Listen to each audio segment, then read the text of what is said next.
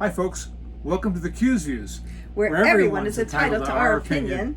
So in today's episode, what we're going to talk about is where we've been, and that's Yosemite, at the Yosemite Lakes RV Resort and Thousand Trails, and I'm referring to my notes here, Lone Pine at Boulder Creek RV Park, Las Vegas at the Oasis Las Vegas RV Resort, and Zion National Park, where we're currently staying at the Willow Wind RV Park in Hurricane. By the time we post this, we will be on the road and out of that park. We're also going to talk about opinions on the RV parks where we stayed. So let's start off with that one. We started off at Yosemite Lakes RV Resort, which is about a half an hour outside of Yosemite Valley floor, and it's a Thousand Trails park. So what are some of the things that you've observed about that? Well, it was nice being so close to the park entrance, and every day we could, head in early, beat the crowd. And with the whole COVID thing, crowds were probably about a third of what they usually are, and so that was really nice having smaller numbers on the trails and things. Now, that particular RV resort, it was first come, first serve. And as a result of that, it's a limited availability of 50 amp sites, which also were all the sites that were under the trees. So even though we were like third in line to get in that morning, it had already filled up from previous days. So we were at a 30 amp site. And what did they call the area where we were in? Sun Valley, with no trees. No trees at all. 30 amp site, which means we could only run one of our two air conditioners for a 37-foot long coach. And this was during a heat wave with temperatures in excess of 100 degrees. So bottom line is, it was really hot and really uncomfortable. It was really uncomfortable. We had to play around a lot with which air conditioner to run at which time during the day. Brought in lots of fans and kept the air circulating as much as we could. And also one of the downsides of that park is, although it was Thousand Trails and the cost to us was zero, didn't cost us anything, part of our membership, there was no Wi-Fi. It was poor to non-existent, except when we all went down to the little clubhouse and congregated around the perimeters trying to get one of the limited signals out. And we'd do that during the morning or during the evening when it was cool. So, and everyone's wearing masks. We're all sweating like crazy because even though cool meant cooler. So there's no Wi-Fi, and of course there's absolutely no cell service. There's not even a single bar. There's and no TV. And there's no TV hookup either. So we were like really I was roughing it, disconnected from the world. So, and this was just before Biden announced his VP candidate. So when we were down in Yosemite Valley, there was a cell signal there. So we were checking our news to see who he had nominated, who he had picked. The other thing which Carolyn had said is great proximity to Yosemite Valley and to Tuolumne Meadows. It's even though Tuolumne Meadows is quite far out there, it's still one of the closer parks to that area, unless you're camping inside the park. It is quite a ways from Glacier Point and the Wawona areas, but we got out there anyway. And so we really enjoyed that park. We'll talk a little bit more about that as the video goes on. The next place when we stayed there for 2 weeks, the next place we stayed at was just for a quick overnight after we came out of the park down to Lone Pine. And that's called Boulder Creek RV Park. And it's right there on the edge of Death Valley. We were going to drive across Death Valley, going from Lone Pine to our next stop, which was Las Vegas, just to say that we had gone through that national park. But the day before we were going to do that, Death Valley hit a record temp of 130 degrees. And that was the highest temperature ever recorded in Death Valley in an August, and the third highest temperature ever measured on the planet at any time. And frankly, I was worried that the tires on the RV would melt or something would go wrong and we'd be stranded in this record excruciating heat for some reason. So then we'd have to trek someplace with Simba. Yeah, so it was a cute little RV park. It was nice and full amenities, and the first time in 2 weeks that we had actually been able to use 50 amps. So bottom line is we just kind of stayed in the RV and enjoyed the cranked pool. it up. And cranked it up. Our next park that we stayed at, we went to Las Vegas and we stayed at a place called the Oasis Las Vegas RV Resort. And it was a clean, outstanding amenities, pools, real grass putting greens, and a very pleasant staff. The problem was, it was 114 degrees outside. So we just didn't take advantage of the amenities there at all. I got a lot of sewing done. I worked on some puzzles, and I think we each read a couple books. That's right. That's right. And so then our next park we went to is Zion National Park at Willow Wind RV Park in a little town about 20 miles outside of Zion called Hurricane. It's a cute little town. It's got a lot of amenities, small town amenities, and we enjoyed it a lot. It's a very, very clean park, full hookups. Again, real convenient to the national park, and gas stations and grocery stores and everything that you need when you're on the road full time. So now we're going to talk about what we did on our stops. So first in Yosemite, which again we were there for 2 weeks, 14 days, which is absolutely fabulous. Even though it was hot and we didn't have all the air conditioning we wanted, still it was a beautiful, beautiful trip. And most of the activity was during the early part of the day or later on in the evening when the temperatures dropped to 90. Okay. A balmy 90. So we hiked to a couple of places. One of them was Lower Yosemite Falls. And then out to the Wani Hotel. Okay. And then we drove out to Tuolumne Meadows, which is over 9,000 feet, and we attempted to hike Lambert Dome. We got about 2/3 of the way up when both Carolyn and I were, gasping. Sucking wind. We were just sucking for oxygen as much as we could. It was straight up. This was no switchbacks on this trail. It went straight up, and it was hot. It got hotter as we actually went up. Absolutely. So we didn't make it to the top of that, but we had a really, really good hike, and it was beautiful there. And we did a lot of small hikes on the valley floor, and then from there we took a drive out to Glacier Point. Yeah. Mm-hmm. And that was where we had these spectacular views of Yosemite Valley from the western side, all the way up the valley, and some classic photos. People were remarking on my Facebook page is what beautiful photos they were, and did you take a picture of a postcard and post it as your own? It's hard to take a bad photo in the national parks because they're just so spectacular. In fact, the first word that we generally say when we drive into any of these national parks is wow. That wasn't scripted. So then after Glacier Point, we drove out to the Wawona area, and we actually hiked a few miles to get over to the Mariposa Grove to see the giant sequoias, and they were absolutely beautiful. They have one, the fallen giant, where you could actually see the root system of the tree as it was upended, and I took a picture of Carolyn next to it, and it's absolutely huge and spectacular all at the same time. So then, while we were at Yosemite Lakes RV Resort, there's a little town close to it called Groveland, and we went there to look for a grave site. They have an old cemetery there. At the cemetery is a person buried there by the name of Jason Chamberlain.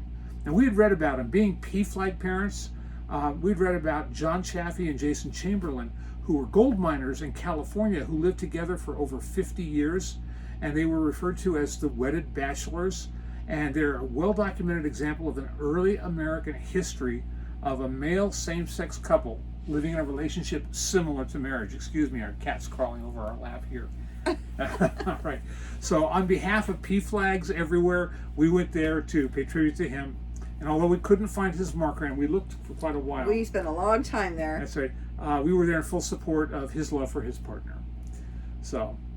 So then after that, it was after our 2 weeks there, we were driving out of the park. Oh, yes. And how was that drive, honey? It was pretty. It's pretty frightening. Frightening, hair raising, white knuckling it. I was driving the 37-foot motorhome along Tioga Pass, which is in excess of 10,000 feet, and with a steep downhill grade coming out the other side. And so we decided not to tow the car. Right, I drove behind, kind of running interference for the people who wanted to go extremely fast. Oh, and there were people, typically in Teslas, who were flying down that hill. So it took quite a while. I wanted to make sure that we didn't burn up the brakes. And from there, we rolled into Lone Pine and stayed in our RV. And like I said, rode out that one night of the overnight stay with finally 50 amps and 2 air conditioning systems, which is really, really good. I wanted to be cold. It felt really good. All right. And then from there, we moved on to, instead of crossing Death Valley into Las Vegas, we went around down to Barstow and then up that long grade into Las Vegas, taking our time. And we did a lot of things in Las Vegas. Surprisingly, because they have a high COVID rate, so we were wondering what was going to be, what it's going to look like. And the RV park was nice, but we got out and did some things during the early part of the day again, or later at night. And one of the places we went to was the Mob Museum. Yeah. Real mobs. Real mobsters. The history of mobs. Yeah, and it's right off of Fremont Street, and it's in an old courthouse, and it was outstanding. And how about the precautions for COVID getting in there? Right. Well, generally they only let about a third of their usual people in. You had to stay your 6 feet apart, and they staggered the start times of folks who got there, and we were the first ones to get there, so we felt like we kind of had the place to ourselves until a little bit later in the day. And they took our temperatures before coming in. Oh yeah. So and it was just fascinating and so educational to see the history of all the different organized crime in the United States. So it kind of a not well advertised but very, very pleasant surprise there. One of the other places we went out to that we'd heard about was a state park about an hour north of Las Vegas called Valley of Fire. And that was amazing. That was fascinating, absolutely fascinating. We had bighorn sheep walking right up to the car, and we've got pictures of that. Near the visitor center. They kind of hang out there. Yeah, but the rock formations and the petroglyphs and all that were well worth a visit if you live in the Las Vegas area, or if you're out there and you like geology and archaeology and some of the great history there. It's called the Valley of Fire State Park. Kind of a lonesome drive to get out to the state park itself, but well worth it. And then we visited family, and being 2 weeks in Yosemite, we had to take the opportunity in Las Vegas to reprovision. So, like good shoppers, we went to Costco. Our Costco and our Walmart. and Camping World. Oh, and Camping World. To get the right kind of toilet paper because they didn't have it at Walmart. All right. So went to Camping World, and we had the RV and the car washed at our RV site for the first time, and it was great. It was affordable, and it felt decadent. Mm-hmm. But the young kid who did a great job on both of them, and it was quick, and I'd do it again. Yeah, me too. Absolutely. And so then we decided that we're just having a hankering for oysters or steak. So we decided to go to a place called the Oyster Bar, which is at Harrah's in Las Vegas, off the Strip. However, we walked in, there were COVIDiots everywhere. There must have been a Covfefe convention with all the COVIDiots there. And so while we felt safe in the restaurant and we were very appropriately distanced from others, the casino management was not enforcing masking. The restaurant did a great job of keeping people safe, and we constantly kept our distance. We avoided people. Yeah, we zigzagged through the entire place till we got there. And we even took 7 flights of stairs down from the top level of the parking garage where we parked, so we wouldn't have to ride an elevator with these folks. But I can't tell you how many folks are just walking around as if there was no pandemic at all. Or once again, as I said in previous videos, their mouth's covered but their nose is not. Or they're wearing it like a chin strap and everything is uncovered. Or even worse, they've got it hanging from one ear while they're walking through the casinos. I love to play slot machines. Needless to say, we did not gamble, did not do anything besides have our oysters on leave. Dinner, and then we got out of there as quickly as we could. So, and afterwards, we used enough hand sanitizer to have to go back to Costco a couple times. Stop. No, we did. Okay. All right. So then our next stop, when we're actually filming this, is at Zion and Bryce Canyon National Parks. One of the things that they do is, in order to limit the number of folks riding the shuttle up valley, because you can't take your private cars up for the scenic drive in Zion right now. They limit the tickets for the shuttle because their shuttles normally hold about 60 to 70 people at a time, and they pack them in. They pack them in, and now they don't. They're limiting them to like 34 people for 2 buses. Yeah, total. so maybe 15 people in one of the tram buses. Yeah, you can see where they've taken out seats, and they are very serious about their masking and hand sanitizing and cleanliness. So we felt very safe on the shuttle. And you had to buy those tickets a day in advance. They were $1 a piece, so well worth it though. And did a lot of hiking. Mm-hmm. One of the hikes we did was up the river scenic walk up to the Narrows. It was about what, a mile or two up to the Narrows. A lot of people wade through the Narrows and then go up canyon a bit so they can get that picture of them in the water with the close canyon walls. But right now there's a cyanobacteria bloom in the river, and park and health officials strongly warned against it. But people still rented the little boots and still headed upriver. Yeah, and this bacteria has a neurotoxin effect, so it's a pretty nasty thing. They found it when a puppy drank some water and died Immediately. Yeah, within a few minutes. So they've got signs all over the place. But it was beautiful, and in the morning, it was in like the low to mid 70s with a cool wind rushing down the canyon. It was gorgeous, absolutely beautiful hiking conditions. And then we hiked to lower and middle emerald pools. Saw some waterfalls, small at this time of year, but Right. still some waterfalls And that again, fed them. during the cool of the day. Hiked from the grotto down to Zion Lodge. So we did a lot of hiking and driving. We drove out to the east part of the park through a tunnel that was excavated. It's over a mile long, and it was excavated back in the 1930s. So there's no lights in the interior of the tunnel. There are some side peak holes where they drilled through the rock so they'd let daylight in. But it was a little harrowing driving through that tunnel. It felt like it was built in the 1930s. It was narrow. And then we drove out to Kolob Canyons just on the morning that we're filming this. And again, hardly anyone was there. We're lucky if maybe half a dozen people At the most we saw. were there. And there was even though that's part of Zion Park, they had waived all entrance fees for Kolob Canyon. And it's just spectacular. They're like mini Zion canyons. There's several of them right in a row, little finger canyons that go up, and they're just beautiful, spectacular. Then we took an entire day trip out to Bryce Canyon, because it's about 2.5 hours from where we are, and for a very scenic 36-mile round trip drive along the rim of the canyon. And while it was 96 degrees here in the RV, it was 64 degrees and drizzling up at the top of the canyon at Rainbow Point. And a sign that says, "During thunderstorms, please remain in your car." Okay. So the lightning does strike up there, and you can see the effects of it. And then finally, one of the things that we did in St. George here was we went to a dinosaur museum. It was totally cool. The museum itself is actually built on the archaeological dig itself that they discovered while they were trying to do some road work or something on some property. A farmer had found it. Yeah, while he was digging up some earth, and he found a slab and saw dinosaur footprints in it. So it's just spectacular. It was a great museum. Yeah, kind of one of those little gems that they have here right near where we're staying. So we decided to talk about pleasant and unpleasant surprises. Unpleasant surprise number one is that clearly with the rig this big, we need 50 amps during high temperature. Definitely. We can't do 30 amps. It's really difficult to do. Another unpleasant. Oh, do you know that people in Nevada drive like maniacs? I'm talking aggressive.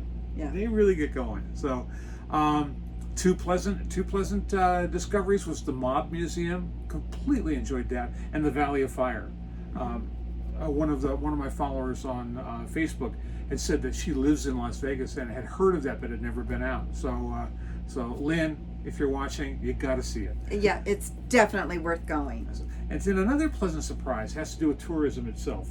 Oh, like I said, with the Mob Museum, that tourism is really down. It's hard for the communities, but it's better for us in that probably, we hardly ever had to wait in line or to buy tickets or to wait our turn. So for some of you who have been to Yosemite, you know how you can never find parking right across from El Capitan when folks are taking pictures up there, or you can never find parking in the village. Not the case. We always found parking. There was always plenty of room to park the car, to get out, walk, hike, take pictures. So and we packed a picnic lunch on 2 or 3 different days when we we went in, and we had the whole picnic table to ourselves, and sometimes the whole picnic area to ourselves. Yep.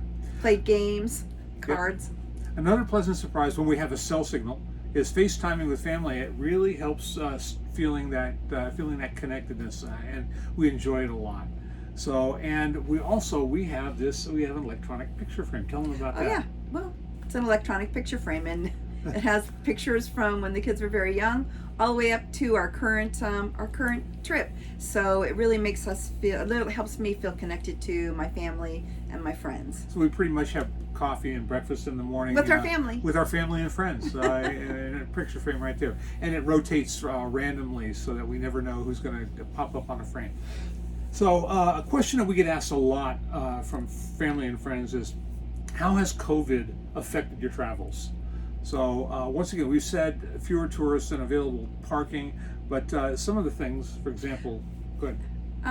Well, probably a lot of the eateries are closed, or they're only doing takeout, and it still makes us a little nervous about how well they are managing that, like in the kitchen and everything. Mm-hmm. And we want to support local businesses. Yeah. So we eat out every once in a while, and we try to do what we can. Yeah.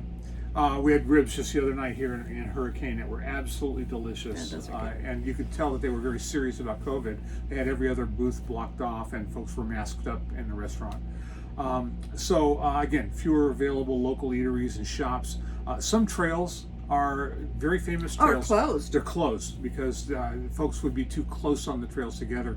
Angel's Landing, which is a very famous, very harrowing trail in Zion, is closed because they don't want folks touching the chain going up to the top and possibly spreading COVID. And for the most part, staff at parks and stores are taking COVID very seriously. Well, except for the COVIDians at the casinos in Vegas. Yeah. Okay. Yeah. So we're very pleasantly surprised at how serious folks are taking this. How about our cat? How's he doing? Surprisingly, Simba is doing well. He travels in his cat carrier underneath the little dinette, and I think that's the safest spot for him. And once he gets in, he meows for a little bit, then he's like hunkers down for the ride. So he's doing good. So again, with the exception of the high heat in Yosemite, where we were all miserable, Mm-hmm. because we only had 30 amps and could run one air conditioning, for the most part, he's doing really well. Yeah.